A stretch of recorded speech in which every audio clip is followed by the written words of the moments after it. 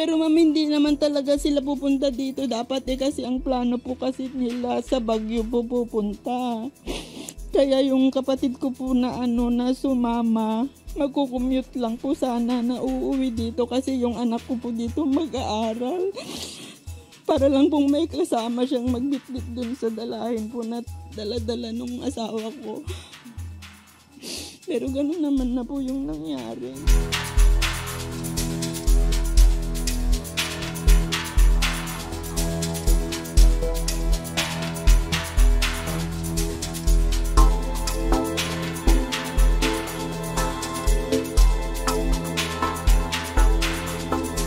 According sa eyewitness natin, nung makarating sila dun sa place ng incident, bigla na lang nag-swerve itong van na umagaw ng linya dito sa trailer truck. Ito namang trailer truck, sinubukan pa niyang iwasan, nag-shoulder ka, pero nagit pa rin siya ng van. Kaya yung nangyari po yung accident.